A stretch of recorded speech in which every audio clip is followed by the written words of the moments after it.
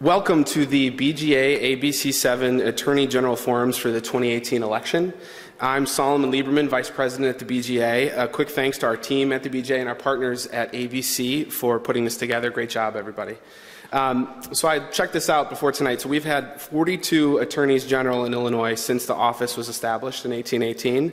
It would likely be closer to 45 or 46 were it not for the office being abolished in 1848 before being reestablished again in 1867. I will say, from what I do know about Illinois, I wasn't totally surprised to learn that. Edward Jackson Brundage, a Republican, held the office in 1923 when the BJA was founded with a clear vision that public officials under close scrutiny would serve the public better, that the best voter was an informed one, and that the best citizen was an involved one. By being here tonight, you are helping us fulfill that mission nearly 100 years on, so thank you for making good government dialogue a priority tonight.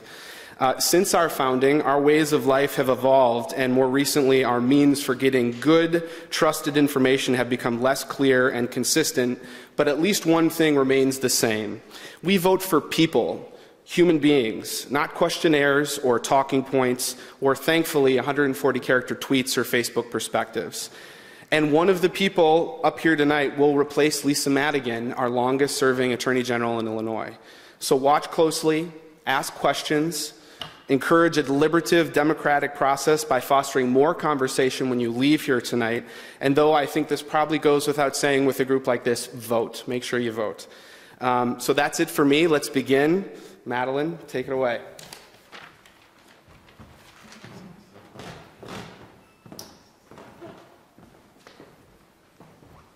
Craig, take it away. No.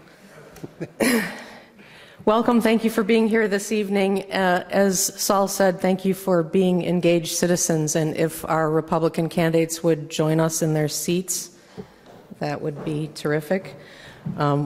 Ask everyone in attendance to please hold their heckling and their applause until the end of our segment here with the Republicans, which will go for about 45 minutes.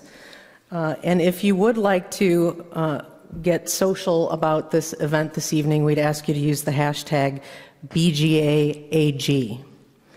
And we will be taking some questions from social as the event goes along. So with that, thank you, Erica Harold and Gary Grasso, for being with us this evening, the Republican candidates for Attorney General. And let me turn it over to my partner, Craig Wall from ABC7 Chicago. Thank you, Madeline. Again, just as the candidates know, and for those of you here in the audience and watching us online, candidates are going to have 45 seconds to answer the questions. We'll be fielding questions from up here. Madeline and I will be asking some questions. We'll also be taking some from Facebook, others that have been submitted already.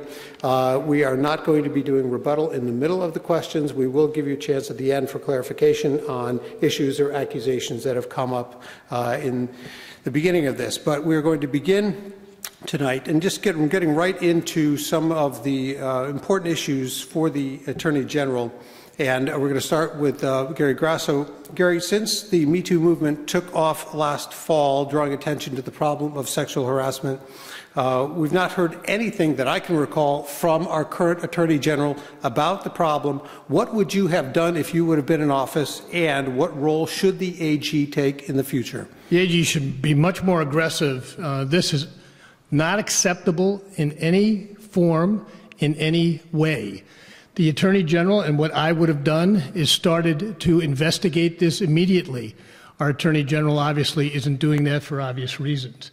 It is important to have an independent investigation here, because you have to have a system where people can make these complaints with confidence that they will be heard, that you have a due process procedure there, that when there's merit, it's addressed timely, not put in a bottom drawer, and then when there is merit to the claim, it be acted upon. So someone should have confidence they can come forward, there should be a process in place, and there should be consequences for merit. Erica Harold.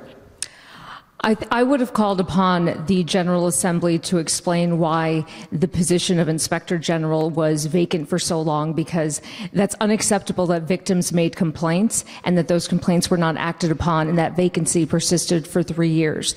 There needs to be an independent process where we don't have essentially the legislature policing themselves. It needs to be much more akin to the Judicial Inquiry Board, where you have an independent body that's taking in these complaints, doing the investigation.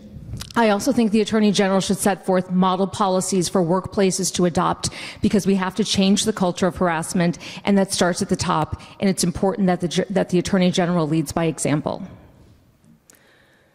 I'm sure you're going to be surprised. I'd like to talk to you a little bit about the Freedom of Information Act.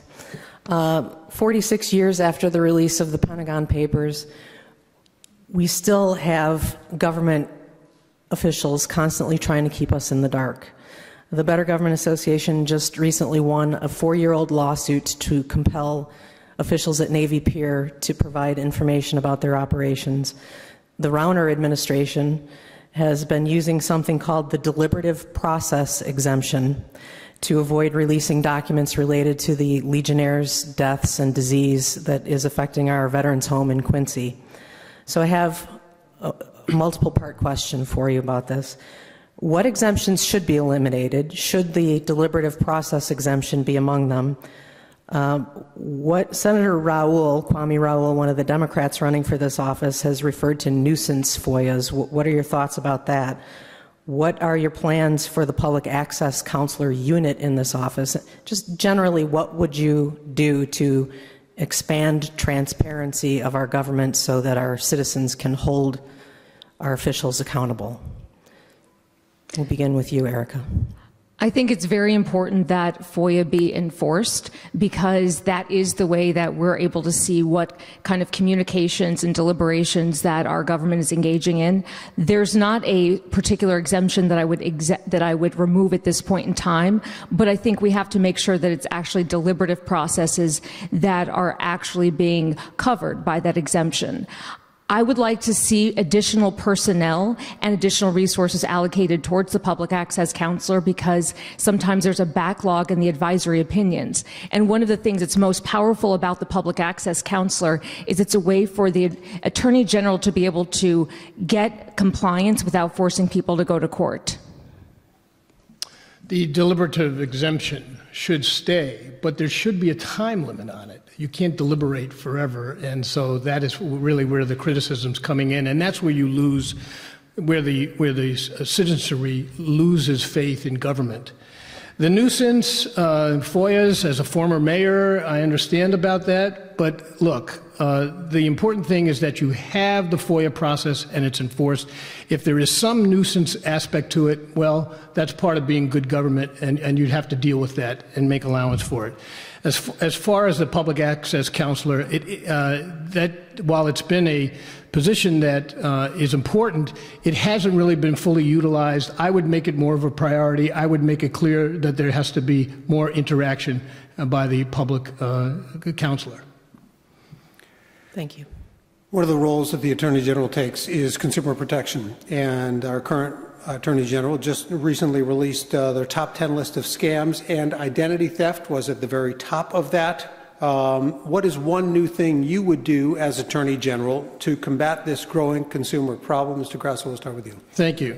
Craig, this is hugely important. I have some background. I'm also on a small bank board, and I see it especially with the elderly. I would make the priority with the elderly right away, because that's where the identity theft occurs, and people with all of their savings now trying to retire and live a life have suddenly lost all of their money. So I would shine a bright light on the financial predators that go after the elderly, and that would be one of the first things I would do.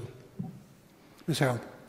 One of the things that I would like to continue doing is ensuring that people know how to reach out to the Attorney General if they suspect that maybe they have been the victim. And so I think having resource fairs within communities would be important, because it would give that number to people, but it would also give them direct information on how they could go to secure their information if they thought that they had been the victim of identity theft. I think issues of consumer protection is an area where Lisa Madigan has done a good job, and I want to make sure to give credit where credit is due.